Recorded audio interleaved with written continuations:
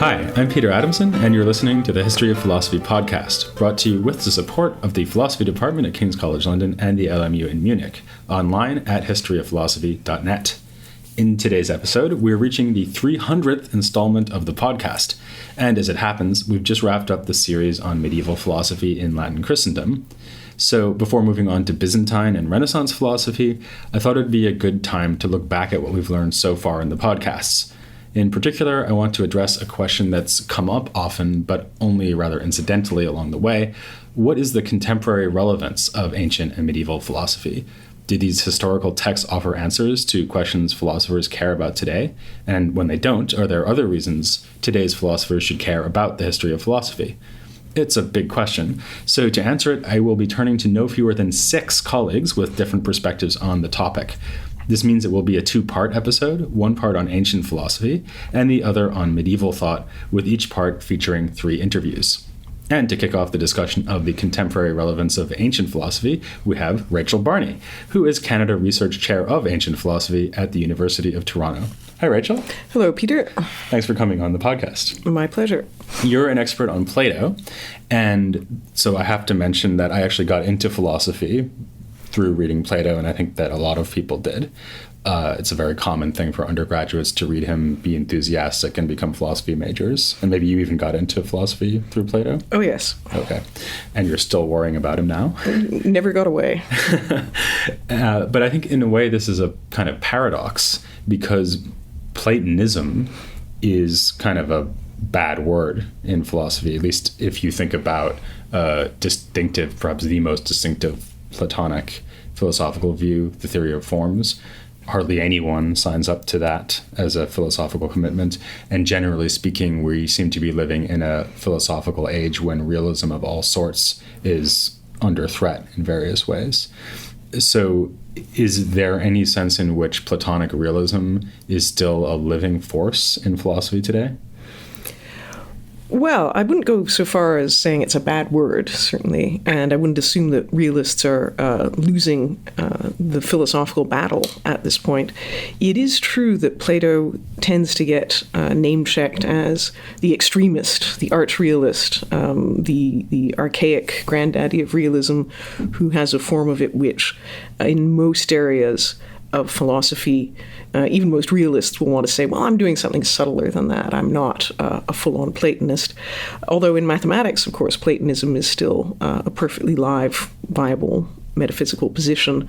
And I find when you talk to people, the assumption that contemporary realism is something massively more sophisticated than the theory of forms doesn't necessarily stand up. It's just that there's a kind of caricature view of what that theory is. I think really anyone who's a realist, and particularly a realist in ethics, that's to say someone who thinks that there are just objective truths, facts of the matter about the virtues, right and wrong, the good and its opposite, that person is still working in a Platonic tradition, whether they're fully aware of it or not. But there's not too many people who would sign up to the full menu of Platonic forms, right? To ascend to the form of the good, that's right. And not just the form of the good, but also justice and maybe forms of things like humans, if he even thought there were forms of things like that. True. I think you have to ask, though, what people think they're denying when they deny those things. I think Plato himself, and this is one of the fascinating things about the theory, I think Plato himself thought that in working out the theory of forms, he was actually just working out a pretty minimal set of commitments that's already embedded in ordinary use of language whenever people say things like theft is unjust. If you actually work out the presuppositions for that to be a just plain true statement, he thinks you're going to end up with something like his theory. So I don't think he himself would agree that he's taking an extreme version of the realist view at all. I see. So maybe when people say that they don't believe in Platonic forms, what they mean is something more like, I don't believe in the caricature of Platonic forms that you arguably find in Aristotle, like a separate world of additional paradigmatic individuals, and the individuals down here somehow resemble them. Yeah, I think that's a fair way to put it. And I suppose that even anti-realists, in a way, they're showing that Plato remains relevant, because if Plato is so to speak, the father of realism, then they're at least reacting against him, right? Yeah, that's right. And you get people like Richard Rorty who want to treat huge chunks of the Western philosophical tradition as working out Platonic ideas and influences, and I'm not sure that's wrong. I mean, you know the famous line about all philosophy being footnotes to Plato, and that comes out when you read his Enemies, too. Mm-hmm. So that's a very general kind of influence that Plato still has today and relevance that he still has today, but it's also a little bit impressionistic and vague. Sort of Plato stands for realism. Yeah. So are there cases where individual dialogues by Plato or even individual passages from Plato have been taken up and championed or at least discussed in interesting ways in contemporary philosophy? Sure, lots of them, and many of them actually don't have anything terribly directly to do with realism. They're all over the place. Things like Meno's paradox comes up all the time if you take an introductory epistemology course, it'll probably emerge somewhere. And that's just a very general puzzle about how we come to know things. Meno, who's Socrates' interlocutor in the Meno, in a moment of frustration, expresses his fed-upness with the dialogue so far by saying, Socrates, this business of inquiry that you're engaged in, how is it even possible? How are you going to, if you search for something you don't know, how are you going to recognize it when you find it? And if you don't know anything about it, then how are you going to search? Right. Yeah. And the paradox actually gets framed in several different ways, and it's full of interest for interpreters to figure out, exactly what is the philosophical problem here. But it's also something that's inspired generations of people doing contemporary epistemology, trying to figure out what the right answer is. And it would even be a pretty standard way to kick off an epistemology course, right? Absolutely. Perhaps even distribute that one page of the Meno. That's right. Yeah. Right. And another one like that is the Euthyphro problem. So in the Euthyphro, who's Socrates' interlocutor there, wants to say, he raises a puzzle that's still very much alive in philosophy of religion and also metaethics quite generally, because it's a problem about the relation of value to the divine. So what Euthyphro, he wants to say two incompatible things. He wants to say, first, that what's pious is pious because the gods love it. And he also wants to say the gods love the pious because it is pious. And when you think about it, he can't have it both ways. Mm-hmm. Either what's pious is pious already, and that's why the gods love it, in which case piety is something essentially independent of them. It has to exist independently for them to respond to it by loving it. Or the gods create value. They love certain things and make them pious, or you could substitute in good, any kind of value there. They make things good by having a certain attitude to them. And you really can't have it both ways, but many of us are attracted to saying both of the things that Euthyphro does. Certainly people with theistic perspectives often find themselves torn, and there's a long history of debate about which way Euthyphro should choose when he's faced with that choice. So, for example, contemporary philosophers of religion who incline towards what's called divine command theory, they think that Euthyphro should say that the pious is pious because the gods love it, right? Because it's the gods who actually confer normative properties on things. In other words, it's the gods who decide what's good and what's bad. Exactly. And that's a perfectly live theory in contemporary religious ethics. And that position, that option as a solution to the Euthyphro problem is one that gets that much more attractive when you're dealing, say, in the Christian or Islamic tradition with a God who's supposed to be absolutely all-powerful. Because the other option of saying, well, God just responds to value that's there already, that sounds like a kind of limitation possibly on divine power. But there are also attractions to the other position too, even if you are a believer in that kind of God. Okay, well, in these examples we have, like I said, people literally reading one page of Plato and then taking inspiration from it. But it would be nice if there was also some kind of relevance of whole dialogues. And maybe we could start at the top with the Republic, because that's arguably his masterwork. And it seems like there has been quite a lot of discussion of the Republic in recent time, in fact, even recent months. Yes, indeed. The Republic has never been hotter, I think.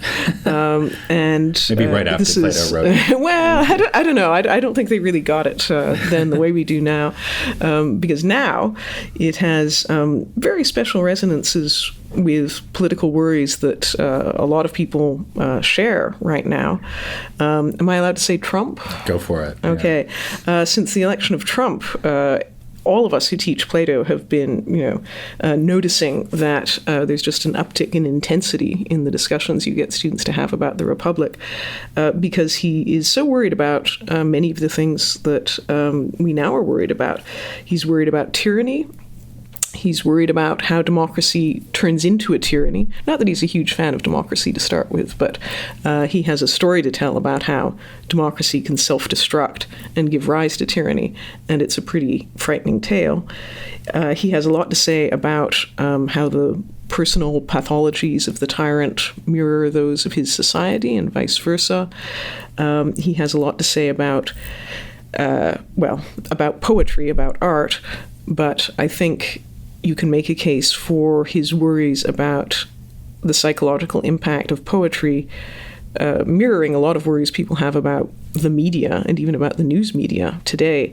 The worry is that we absorb false views about the world, false values, in ways that can really do psychological damage almost without realizing or noticing or doing it voluntarily, and that can completely corrupt a political society. So he has very urgent things to say about a lot of things that are on many people's minds. And he also has, in the body of the Republic, a lot to say about the central questions that arise when you ask, well, how do we solve these problems or avoid them in the first place? So what are the qualifications for a good leader? What makes a healthy society healthy? What makes a just society just? So there's this combination, which I really don't think you get in any other political work, of extremely abstract sort of first principles of politics, grounded in ethics, grounded in human nature, and very vivid descriptions of the tyrant or the democratic city as it falls apart.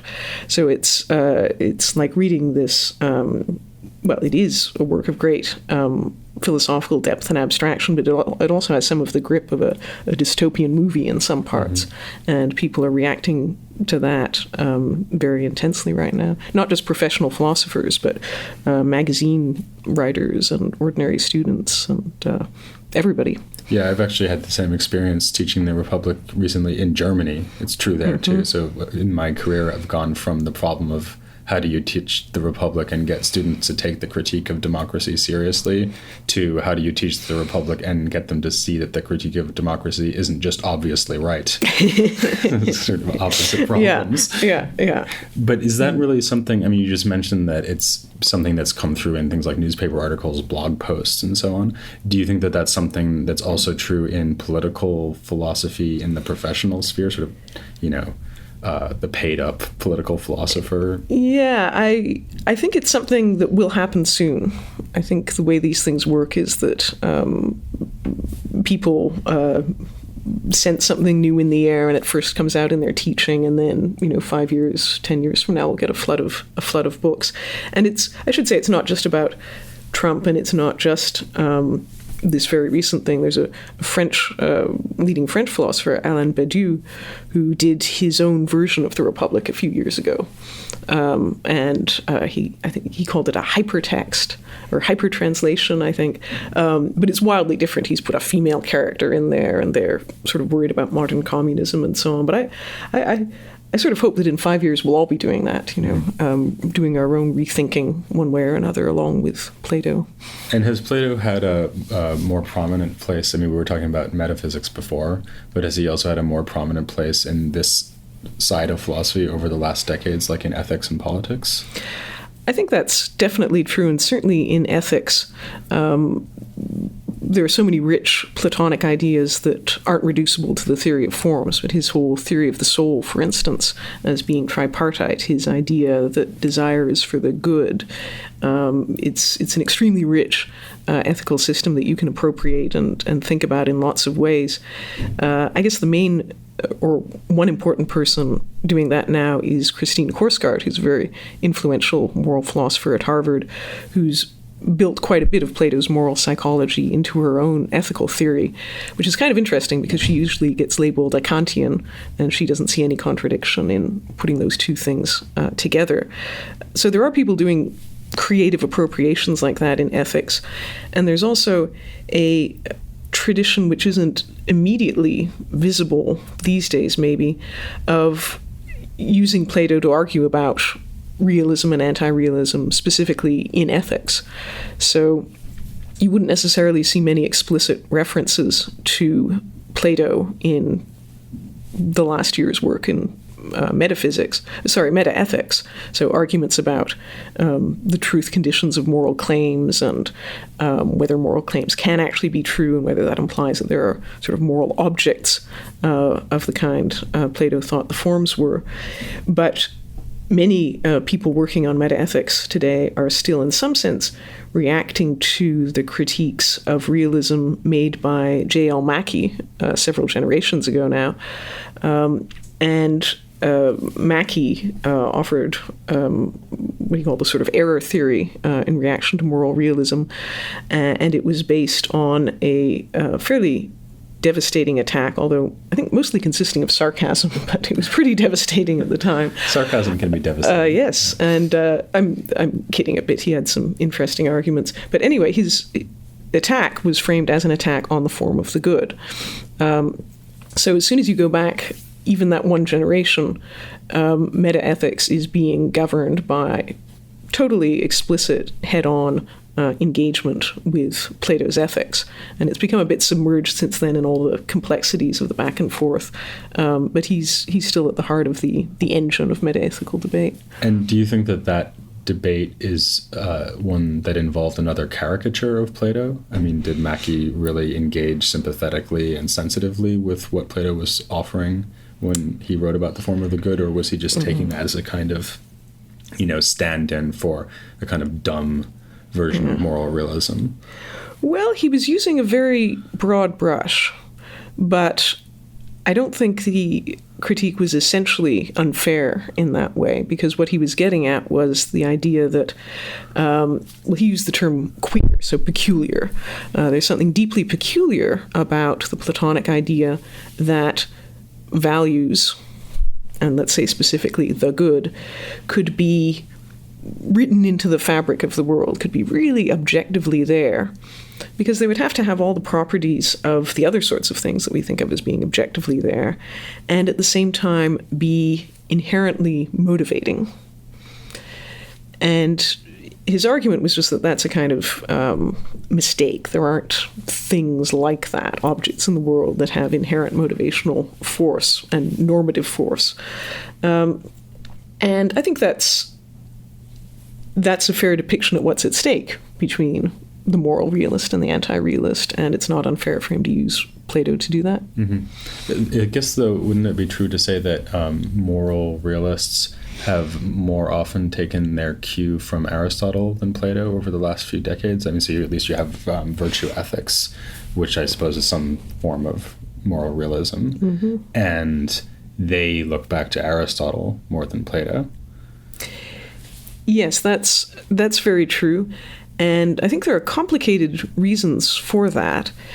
It's partly that Aristotle is easier to work with, easier to appropriate philosophically. There are big differences between how one reads Plato and how one reads Aristotle, and they make Aristotle a lot easier to control as sort of raw materials. So there are fewer works on ethics. They're mostly pretty consistent. With Plato, the complexities are endless, the complexities of interpretation that you get to before being able to use them. So, for instance, suppose you're thinking about friendship or erotic love. Those are topics on which Plato is still hugely vital, the Symposium and the Phaedrus. But the Symposium and the Phaedrus don't actually seem to give the same theory.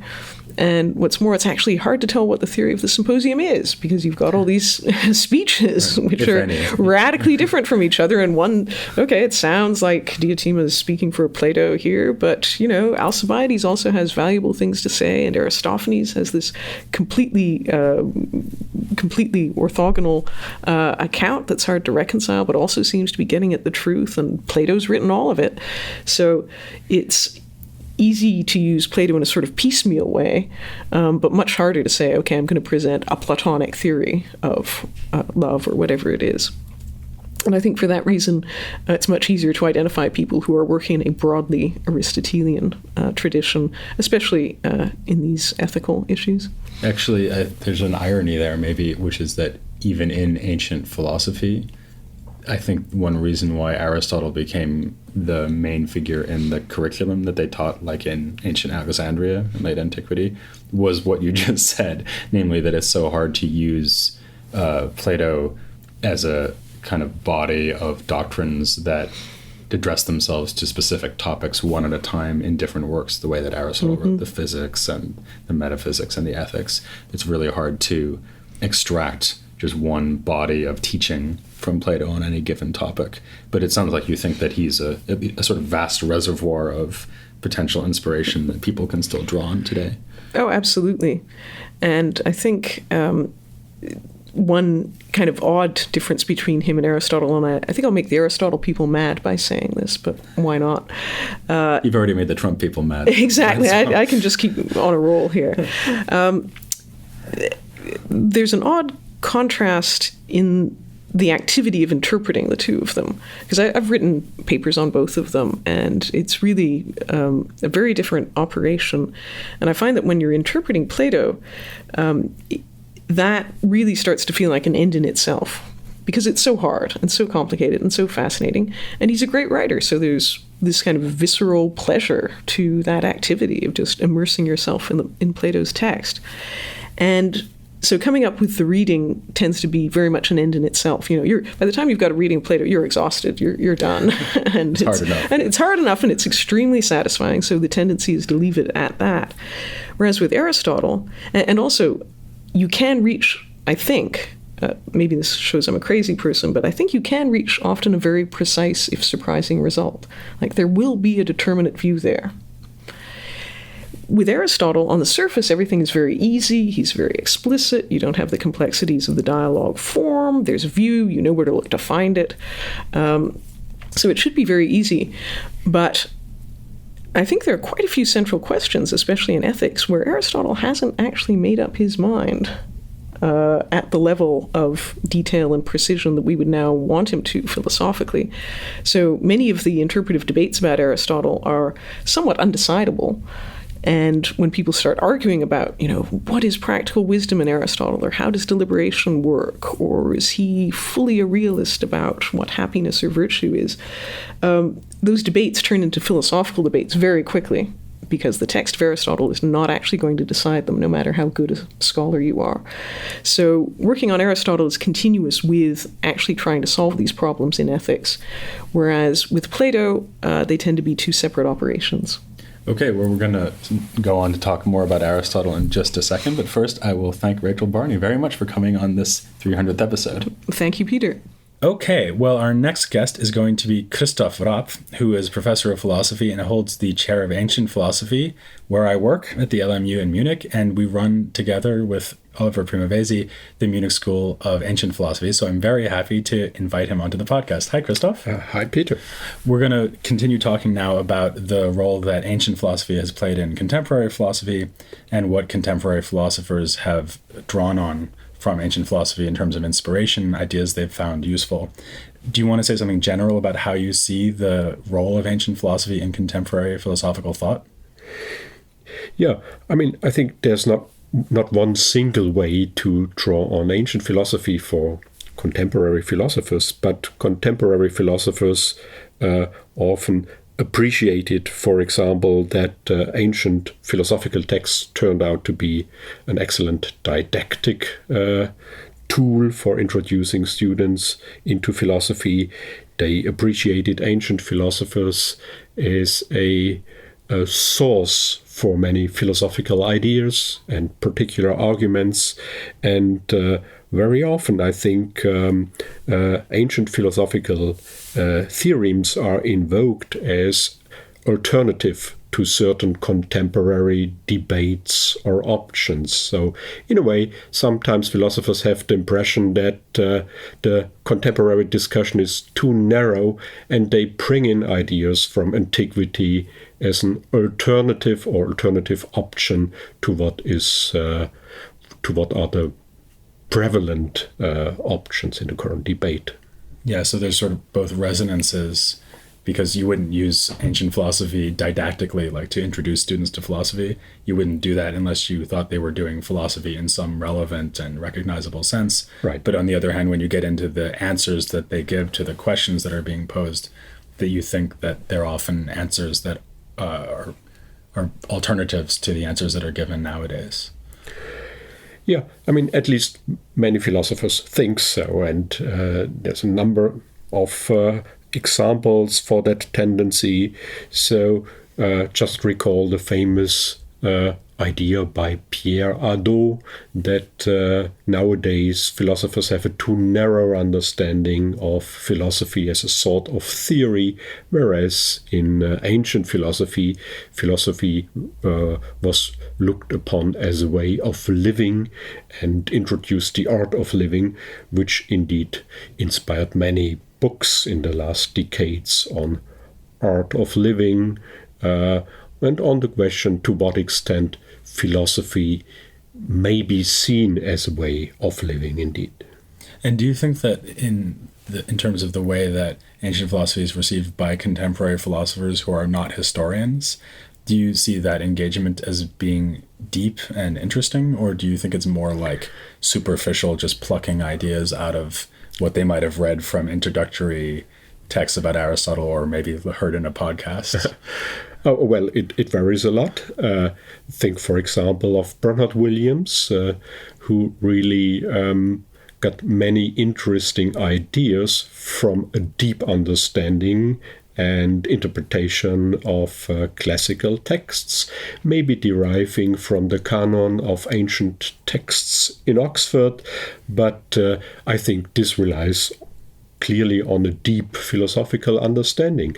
There are other examples in which interesting ideas derive from the serious attempt to solve exegetical problems. So, for example, in the exegesis of Aristotle, there's a question of how two models in the theory of action can be combined. The model of the practical syllogism, which is essentially a deductive model on the one hand, and on the other hand, means-end reasoning, where you consider how to reach a certain given end. And I think the way in which David Wiggins and John McDowell discussed ways of combining these things led to an interesting philosophical suggestion about the role of the so-called minor premise in the practical syllogism, whether it is just about subsuming a given case under general rule, or whether it is, for example, about specifying a certain way of action which expresses or manifests a more general end, so that the serious attempt to solve exegetical problems can indeed lead to an essential and not just superficial contribution to contemporary philosophy. Or to take another example, in the current debate, Aristotelian or neo-Aristotelian naturalism is a big issue. Now, naturalists like Philippa Foot seem to assume that vices of character are comparable to the defect of, say, a cuckoo bird who fails to cuckoo. And one might say that this is not exactly what Aristotle had in mind, and to be honest, I don't think that this is what Aristotle had in mind. But, I mean, the point is that it leads philosophers to think about the limits and the possibilities of naturalistic arguments on the one side, and it encourages Aristotle's scholars to think more deeply about the purposes of the use of nature in Aristotle's texts. And you're a specialist especially on Aristotle, and I wonder, therefore, if you think that Aristotle has a kind of unique place in the contemporary scene. I mean, I was just talking to Rachel Barney about the way people have used Plato in recent times, but it seems to me that whereas Plato, I'm not sure if this is fair, but I'm going to say it anyway. It seems to me that Plato probably has more resonance in the general public than Aristotle does, but Aristotle probably has somewhat more resonance among specialist philosophers and academic philosophers than Plato does. And so first of all, I wonder if you agree. And second of all, I wonder if you could say, if that's true, why it would be true. Yeah. Yes, I agree. I think this is the case. And maybe one reason is that Aristotle's peculiar style of rational analysis of almost all fields of reality, his way of conceptualizing philosophically salient phenomena, makes it actually easier to engage with his thoughts in spite of the historical distance, and it's easier to see the arguments in his texts. So you don't have to deal, as in the case of Plato, with several characters in a dialogue. None of these problems with literature. With irony, no such problems at all. And now, for example, in the case of Aristotle's moral philosophy, it's interesting that people seem to think that Aristotle's ethics is easier accessible than Plato's ethics, although Aristotle's moral thinking is adapted to Plato in many ways. But the reason might be that the Nicomachean Ethics, for example, present thoughts that can be easily isolated from the context and more easily isolated from Aristotle's metaphysics and metaphysical background than in the Platonic context. So, for example, without knowing anything about the unmoved mover, without knowing anything about Aristotelian logic and his theory of substance, it's relatively easy to understand the core intuition of what eudaimonia, happiness, consists in, the relation between certain character traits, virtues, and the happy life. It's easier to understand the case of the acratic person, the uncontrolled person, without relying on any particular metaphysics, whereas in Plato's Republic, being faced with the form of the good, you run into very serious metaphysical considerations and problems. This might be sometimes misleading because, after all, Aristotle contrives his moral thought also from his overall conception of the universe, the place of human beings in the universe, that they are not the best in the universe, that they resemble the unmoved mover in a way, but not in many ways. And these are also metaphysical theses. But on the whole, it seems to be easier to isolate them, indeed, from the context. And maybe this is one answer to why Aristotle is more popular in this respect. It's interesting. I mean, if you're right about that, and I think you probably are, it's interesting that that means the contemporary way of using Aristotle is very different from the way that he was used in history, because he tended to be read as a very holistic thinker where every part of his corpus needed to be brought into relation with every other part. So in late antiquity, in the Middle Ages. They read him much more the way you're suggesting we now read Plato, as sort of one big whole. Yeah. Let me ask you about something more specific, which is a topic that leaps to my mind when I think about contemporary philosophy and where Aristotle fits into it. So this is kind of a technical debate that came out a few decades ago and was already part of the standard literature on Aristotle when I was a student. So there were some people who thought that Aristotle's philosophy of mind can be described as functionalist, which at the time was a very kind of hot theory in philosophy of mind. And then some other people came back and said, no, that's wrong. You've got Aristotle completely wrong here. So this is, I think, a really interesting case of attempting to bring Aristotle into the contemporary debate, and then a debate that ensued about whether this works or not. So can you sort of explain what this debate was about? So in this situation, some people thought that it's instructive to refer to Aristotle's model of body-soul hylomorphism, which means that the soul is the form of a living body, and that psychic or mental states cannot occur without the body.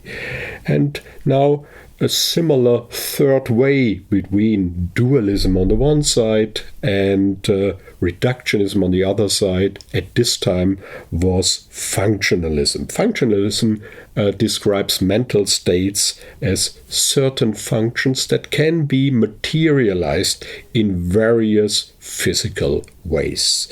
And it was tempting at that time to think that Aristotle, who too insisted that psychic states cannot occur without an alteration in certain parts of the living body, must be congenial with the idea of functionalism.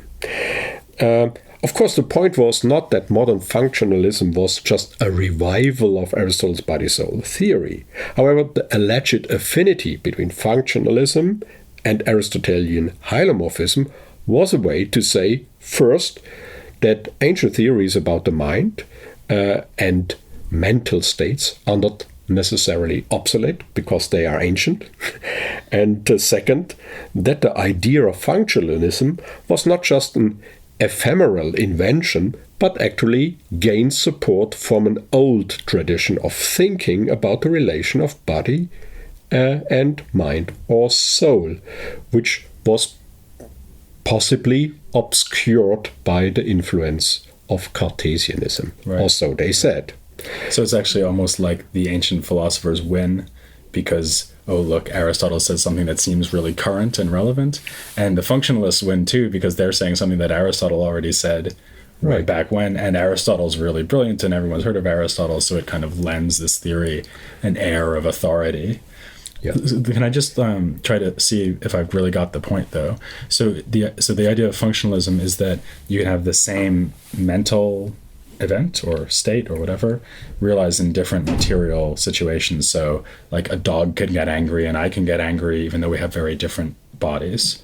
Or you could get angry and I could get angry even though our brains may work slightly differently. A Martian could get angry even though his whole body may be made of silicon. He's not a carbon-based life form, let's say, but he could still be angry, right? And so the reason why Aristotle is thought to be a functionalist is that he thinks that there's a material component of anger, which is like the blood boiling around the heart, let's say.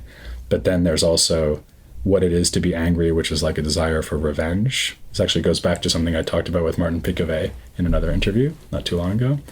And then was the idea that Aristotle would then admit that formal kind of criterion could then be realized in different material situations? Did they go that far?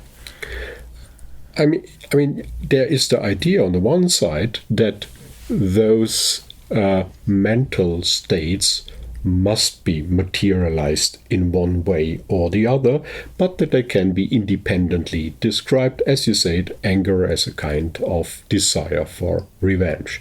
Now, the other question, whether there are various ways of materializing one type of psychic state, whether this is also true of Aristotle, is exegetically more difficult to answer. Sometimes Aristotle seems to be so negligent about the particular physiological conditions that one might have the impression he's not interested in that, and he allows the possibility of various ways of materialize these functions. On the other hand, there are clearly examples in which he seems to insist that one and the same form or one and the same mental state can be realized only in one particular bodily condition, so that the majority of scholars came to reject the idea that the affinity between Aristotle and modern functionalism is really significant. And I guess the first real powerful skepticism came from Miles Bernier, right? So he wrote a paper where he rejected the functionalist interpretation and said some nasty things about what the relevance might be of Aristotelian philosophy of mind, right? Yeah, so right. Didn't he say there is something we can do with the Aristotelian philosophy of mind? We can junk it? Yeah, exactly. Right. Now, I think indeed in this particular case, it's really interesting to observe how the more scholarly community of Aristotle experts reacted to the idea that there is such a close affinity between Aristotle and modern functionalism. Many scholars were not at all happy about the actualization and adaptation of Aristotle's theory of the soul, but tried to prove the anachronistic character of the attempt of reading functionalism into Aristotle and vice versa. Miles Bernier even made a point of insisting that Aristotle's account of matter is obsolete and cannot be compared to modern notions of the physical. And the character of this debate is interesting, since it shows that sometimes the adaptation of ancient philosophical positions comes with a significant cost, namely the cost of neglecting hermeneutical or scholarly principles and of turning the historical positions just into a position that we modern thinkers happen to favor. And I think there are several ways to approach ancient philosophical texts. You can write commentaries about them. You can say, well, they inspired this particular interesting idea I go to develop and to elaborate on. These are various ways of dealing with ancient texts. Both ways of approaching ancient philosophy are valid in a way. But clearly, experts and scholars have the tendency to defend ancient texts against too anachronistic readings. Yeah. I mean, it's almost like there's a balancing act. So the harder you try to make Aristotle relevant today, the greater risk you run of anachronism. Yes. But the more you insist on, embedding him in his context and reading him, only as a Greek thinker engaged with Greek problems, the less relevant he might seem to us today. Yeah.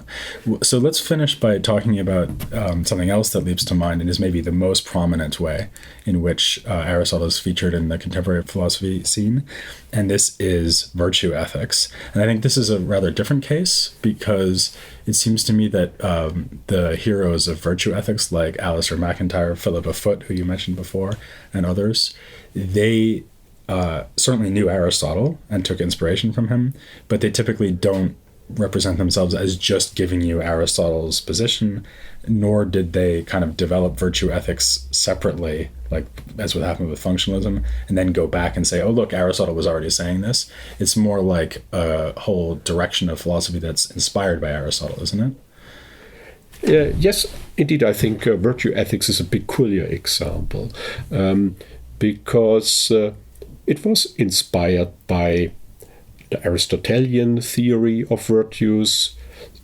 partly by Thomas Aquinas' account of virtues, and it was clearly introduced to counteract to certain tendencies in contemporary moral philosophy.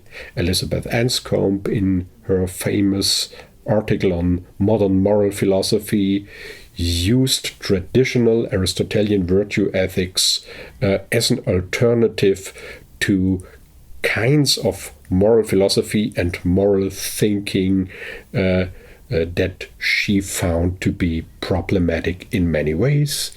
So she opposed utilitarianism. She opposed kinds of moral philosophies that focus on duties and the question of what we should do.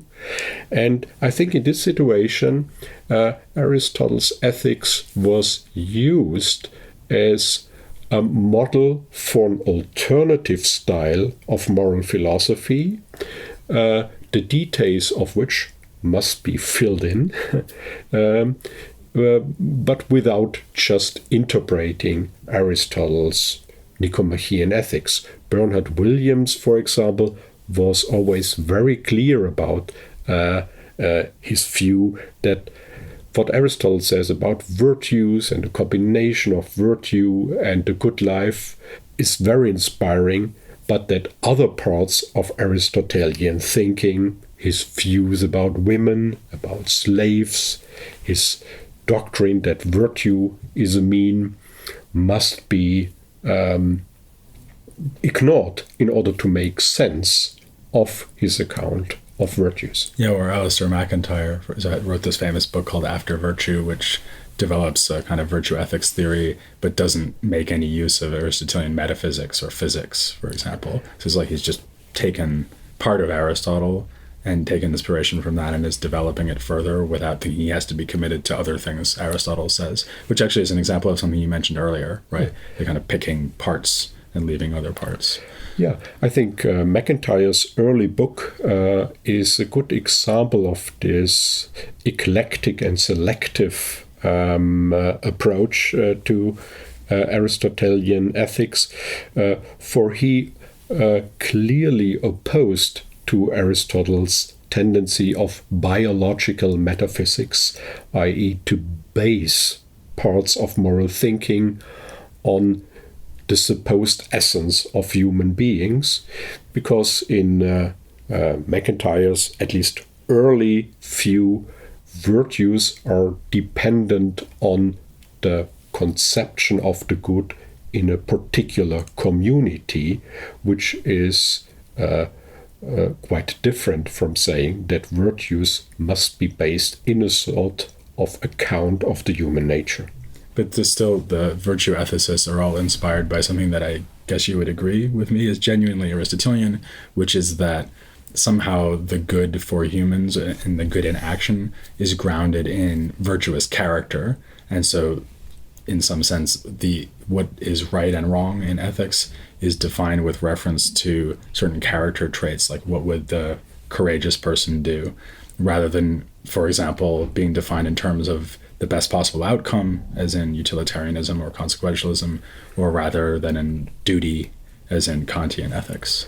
Yeah, I think it's indeed distinctive of virtue ethics that they base their thinking, as Aristotle did, on the consideration of positive character traits like justice, moderation, generosity, and that they see a certain connection between the development of such positive character traits and the search for a good life.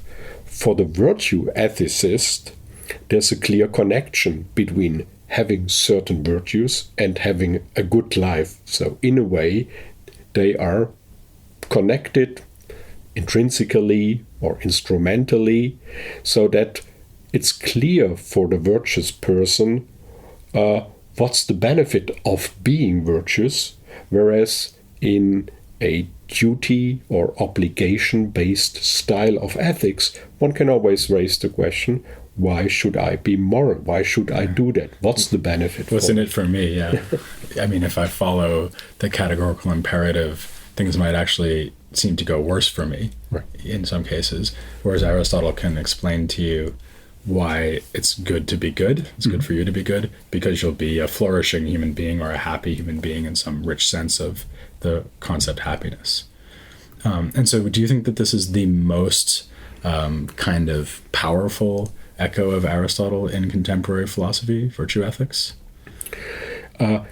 In terms of books and articles written, it is perhaps the most powerful inspiration of... Most effective in tenure review decisions. Yes, indeed. Also, I mean, it has many different branches, and it is indeed one of the most significant branches of contemporary philosophy that relies on Aristotle.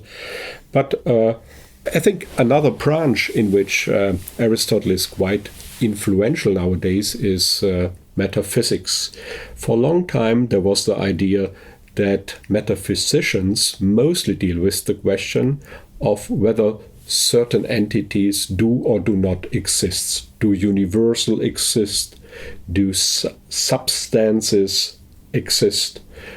Numbers, abstract beings, and so on and so forth. Ethical properties, maybe. Yeah. Ethical properties. Current development is that metaphysicians became more interested in exploring the notion of grounding and saying that metaphysics is about determining such grounding relations, i.e., that the existence of one entity is grounded in another entity. So Peter's bald-headedness might be grounded in a way in Peter. Mm-hmm. And didn't you like this example? It's a fantastic example. One of my favorite examples. And it seems that this is a way to deal with metaphysics that is familiar from Aristotle's question of priority in being. There are many ways in which, according to Aristotle, entities can be related as ontologically prior or posterior, and his way of unfolding metaphysics shows that he's primarily interested in such dependence or independence relations, and this is an idea to which, as it seems, contemporary metaphysicians nowadays return, and which they find fruitful for their own research. Okay, well, with our next guest, we're actually going to see yet another example of how Aristotle has provided resources for contemporary philosophy. But before we move on to that, I'm going to thank Christof Rapp very much for coming on the podcast. Thank you very much. It was about time. Okay, well, our next guest will be Mark Kalderon, who is professor of philosophy at University College London. Hi, Mark. Hi, thanks. Thanks for coming on the show. And the reason I've asked you to appear on this episode about contemporary relevance of history of philosophy is that you're a contemporary philosopher who thinks that the history of philosophy is relevant. And this is particularly clear from a book that you wrote recently, which is about the philosophy of perception. So could you just tell us the name of the book and what it's about? Yeah, so the book was Form Without Matter, Empedocles and Aristotle on Color Perception. And as the subtitle made clear, it's about Empedocles and Aristotle on color perception. I was initially drawn to this material sort of just by accident. I had taken a break and decided to reread De Anima and got hooked. As one does. But I think in my own case, I had previously done a lot of work on color, and unlike early modern theories, I don't think colors are in any way secondary qualities. So it made a lot of sense for me to look at pre-modern sources because of the way my own work on both color and color perception seemed to be in tension with some central claims in early modern philosophy. And why is there a philosophical problem there? I mean, okay, things are colored. Yeah. So what?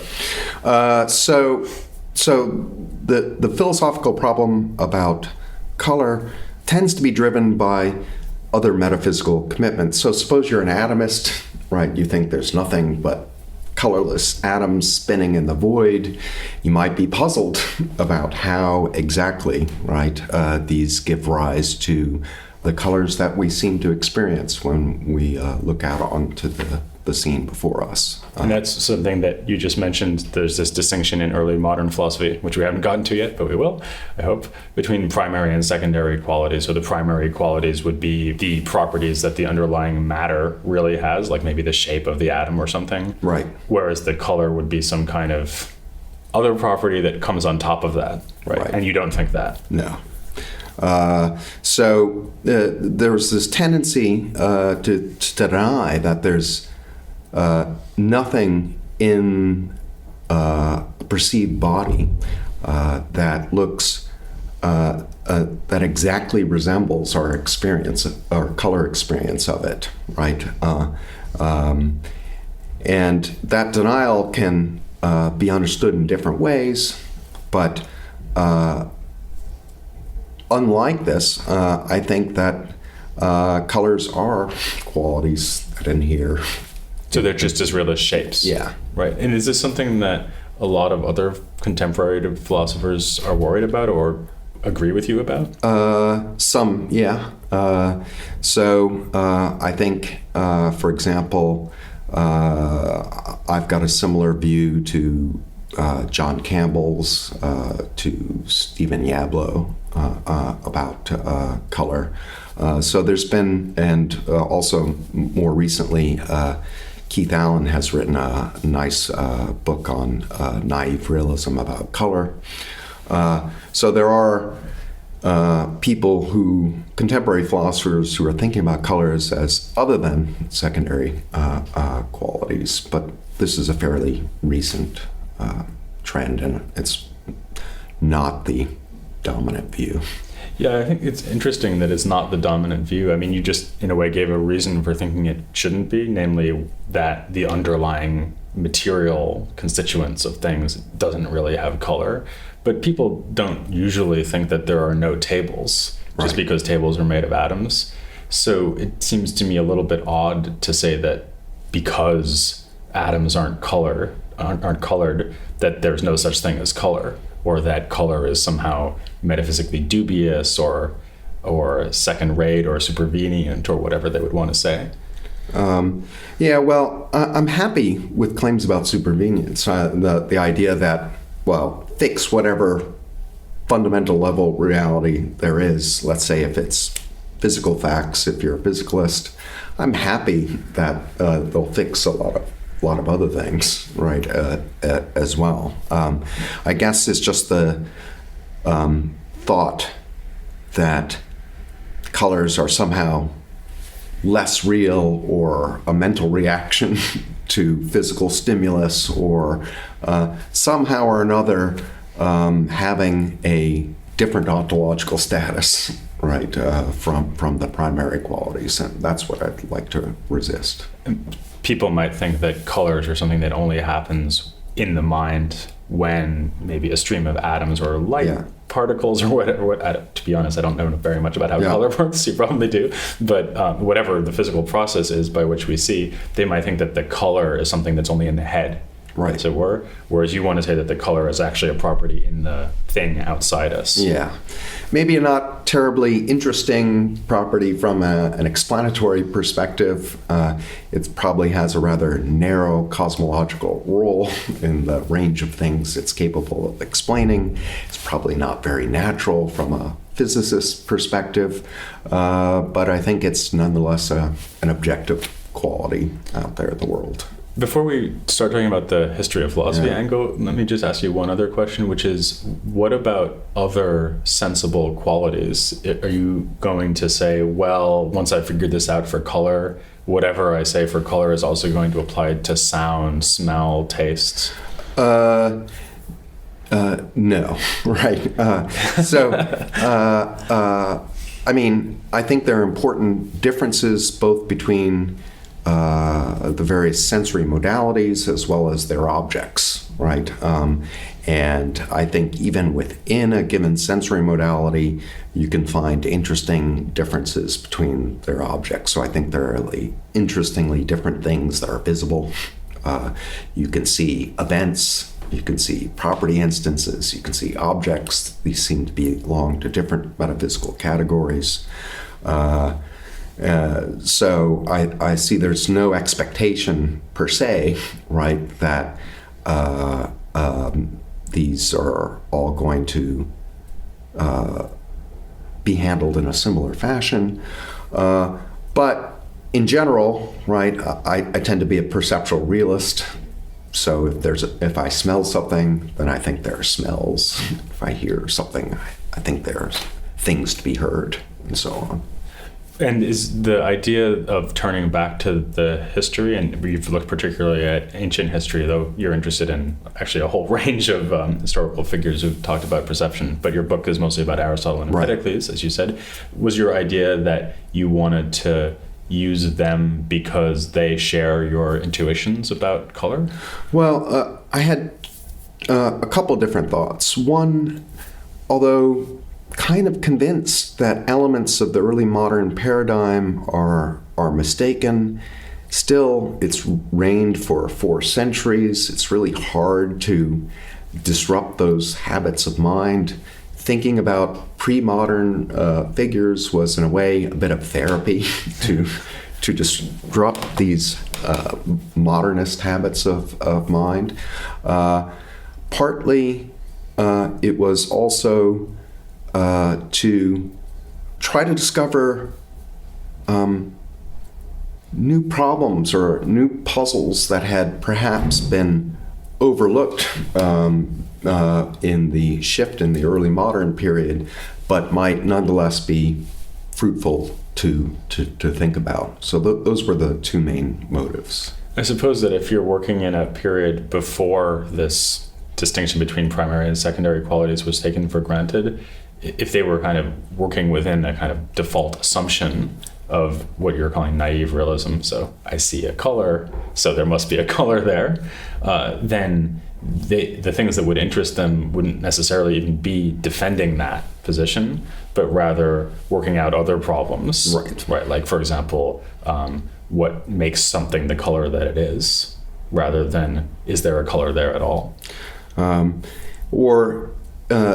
In the book, though, I was less focused per se on the metaphysics of color, more on its perception, right? In part because there were some puzzles that arose about the nature of perception if you make some background assumptions that arise specifically with color vision. Mm-hmm. And this is why Empedocles came in the story. Empedocles, like many ancient thinkers, thought of our sense of touch, as it were, a kind of exemplary form of perception. And there was a very common assumption that if you could understand some sensory modality in terms of touch, or at least by analogy with touch, that would suffice for making sense of that particular sensory modality. And the thing about touch is you have to be in contact with what you're touching, right? Well, that immediately raises a problem with respect to color vision, because color vision seems to be a distal sense, in the sense that the colors that we see seem to inhere in objects located at a distance from us, right? But if they're at a distance from us, how can we be in contact with them? And if we can't be in contact with them, how can color vision be modeled on touch, right? So that was a puzzle that motivated Empedocles.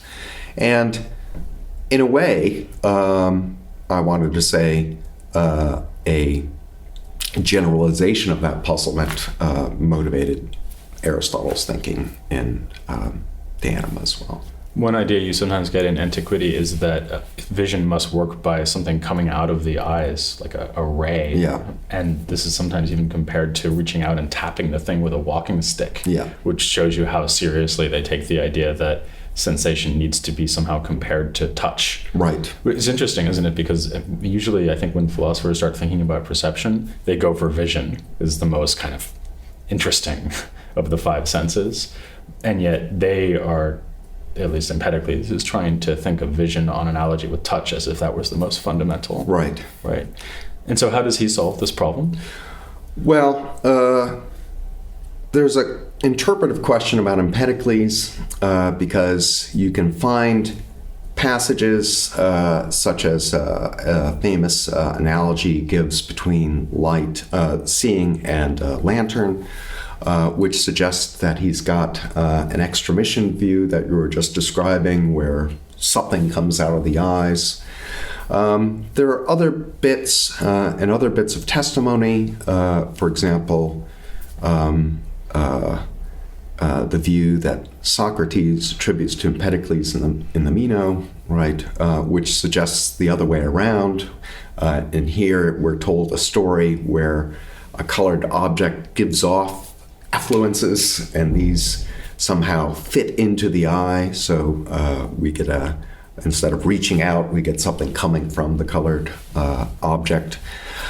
So it's controversial how to exactly understand Empedocles. I myself am inclined to try to reconcile these seemingly contradictory elements of his thought and see the extramissive elements as somehow making possible the intramissive elements. But on either way, whether something has to go out and touch the colored object or something from the colored object has to come in, right? On both interpretations, the colored object needs to be in contact with the perceptive part of the soul, and that's the important principle driving. And Aristotle would agree with that, except insofar as he then says it's okay for the contact to be via a medium. Is that right? Yes. Although he's clear, right, that the sense organ can't be in contact with the colored object, right? Because he says famously, put a colored object on the eye, you don't see anything, right? So he wants to rule out kind of physical contact as the principle, but nonetheless, we have to somehow or another assimilate, where this isn't a material mode of assimilation, right? The sensible form of the object. And this non-material mode of assimilation is really trying to understand that is really the difficult thing about trying to understand his definition of perception in De Anima. And that goes back to what we started talking about, because for him it was absolutely crucial that there's really a color outside, because his whole view is going to be that the perceptual faculty becomes assimilated to that form or that quality. And so the same property or form is what he would call it, happens in sight that happens in the visible object. Right. And you think this is a good move? I think it provides us with a very interesting take on perceptual objectivity, because if something has to be informed in order for the perceptual faculty to assimilate to it, right, then, well, if it's not informed, there's nothing to assimilate to, and hence no assimilation, right? So the story you get builds in a very strong and interesting notion of perceptual objectivity that I think is attractive. And so when you and I both look at the same red apple, the thought would be that you are perceiving that red and I'm perceiving that red because both of our sensory faculties are being actualized by the same redness that's in the apple, right? Isn't there a problem here, though? And maybe this is where we start getting into the puzzles, or as another puzzle in addition to this thing about action at a distance. What about cases of perceptual illusion? Because there we have a case where maybe you're seeing something from a certain perspective that makes it look bigger than it is, or maybe or you're seeing it in conditions that make it look like a color. It has a color that it doesn't really have. And isn't Aristotle now stuck with saying, well, it really has the color that you're seeing, because otherwise it wouldn't be causing the color that you're aware of, and yet we don't want to say that it really has that color? It kind of depends on your take on illusion, right? if you're thinking of illusion as an experiential misrepresentation, right, then that's probably a notion he can't help himself to. That's not really the only way you can understand things. And in particular, there's a little bit of wiggle room that he can exploit, because he thinks that there's no one way a particular sensible object will appear. He's sensitive to that. How it appears can vary with your perspective or the circumstances. Like lighting conditions. Lighting conditions, right. And so it's possible then for something to appear a certain way, because that's how it appears in those circumstances. But those appearances might be misleading in the sense that we might be inclined to make false judgments about it. Right. But that's not the same idea as having a experiential misrepresentation, right? Because you're presented with the red thing. The red thing in this circumstance looks this way, because that's how red things look in those circumstances. Except it's hard. It's got a misleading look, and so you might be tempted to judge it's brown or something else. Yeah, he gives this famous example of the sun looking like it's very small, like only a foot across. And I guess what you mean is that he would say, if you judge that the sun is really small, then on the basis of the way it looks, then you've made a mistake. But you're not making a mistake when you see it looking that size, because that is the size that it looks from where we're standing, namely very far away. Exactly. Right, okay. And what would you say to someone who said to you, look, Mark, this is all very cute that you're interested in Empedocles and Aristotle, but why would you turn to figures like this to understand vision and color, given that they evidently didn't have the first notion about how vision and color really work, right? Their optics is incredibly rudimentary. They don't even know how light works. Aristotle thinks that light doesn't travel, for example. Right. So it's obvious that their ideas about color are going to be hopelessly antiquated in every sense of the word. What we would now describe as their scientific ideas about light and color are obviously antiquated. However, I think philosophical reflection on perception isn't necessarily limited to what we can make from the science. And moreover, I think there are philosophical puzzles having nothing to do with the science, right, that can be found in these writers. But in addition to these things, I suppose I was sort of drawn to philosophical ethnography as a potential mode of doing phenomenology, right? So if you decide to interpret and comment on a late antique treatise on the soul, though it's written by a respected predecessor, it's still a product of an alien philosophical culture. And because it is, you're going to have to bracket your philosophical presuppositions if you're to sympathetically and imaginatively interpret it. So how are you going to go about sympathetically and imaginatively interpreting it? Well, you'll look to the phenomena and ask, what is it about it that's prompting these people to describe it the way they are? And so, in a way, it's a way of using the text as a guide to attend to the phenomena, right? So that's what I meant by philosophical ethnography as a form of phenomenology. And it's really that possibility that got me excited when I was working on the Aristotle book. Does that mean that in a way this methodology for you might actually be pretty restricted in its application? Because it seems like what you just said somehow depends on the idea that, well, look, they can see and we can see, and it's interesting that they would think vision works like this because they're having the same or very similar phenomenological experience to what we're having. But that seems like it's not maybe uniquely true of perception, but perception is a much better example of that than many other philosophical issues that you might worry about, Sure. like free will, the existence of God, whether we have a soul, maybe even consciousness, which I guess a lot of people think might be quite theory-laden as a supposed phenomenological experience. Whereas I agree with you, it's very natural to assume that when Aristotle looked at a red apple, he had the same kind of experience we have. Does that mean that you think that philosophy of perception is a kind of unusual case in its in the way that it could interact with the history of philosophy? Possibly. Sticking with the special case for a moment, and picking up in a different way a theme from earlier,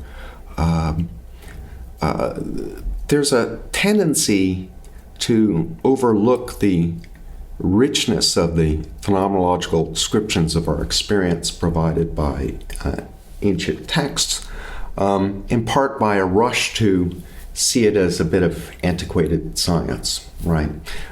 So to take another example, one that you brought up about extramission theories, the idea that there are these rays, visual rays coming out of our eyes. There are no visual rays coming out of our eyes, right? There's a temptation then to see extramission theories as just antiquated physiology. However, I'm inclined to think that they, and perhaps they were in part, they were certainly supposed to be answering causal questions. But I'm inclined to think that they also contain a fair amount of phenomenological truths, right? If you think about looking and seeing, well, looking is an active, outer-directed activity, and maybe a lot of the extramissionist metaphysics was trying to capture this aspect of our phenomenology, and it might be useful to recover that. Whether we can extend this kind of methodology to other topics, to be honest, I'm not sure. One would have to try it out. But in principle, it's not a bad way to interpret a text by looking at its subject matter as we understand it to be and asking, what is it about it that's prompting the author to describe it in the way that the author is doing. Mm-hmm. Right. And so even with something more abstract like free will that I've just mentioned, there's a phenomenology of what it's like to make choices. Yeah. And maybe someone like Augustine or other figures who have talked about free will might give us insight into that as well. Sure. Okay. And just one last question. Is your message to other contemporary philosophers of perception, let's say, or philosophers of mind, would you say, hey folks, we should really be reading these historical texts more than we do? Or do you think it's more optional than that? Like it could be a good idea, but it maybe depends on what topic you're working on, or maybe you would even be willing to admit that it's a kind of a quirky thing about you personally that you happen to like working on historical texts. I think it's both a quirky thing about me and something that I would happily recommend to others. I suspect in a way a lot of this goes on, but without it being advertised. That is, I know lots of people who are contemporary analytic philosophers who don't write about historical materials, but nonetheless have detailed knowledge of at least one historical figure. But I think in particular, there's a lot of very interesting metaphysics in classical antiquity that are relevant to our understanding of perception. So, for example, Aristotle's distinction between kinesis and energai, namely motion, broadly understood, and activity, is something that contemporary philosophers are rediscovering for themselves. recent work on the stream of consciousness, interestingly,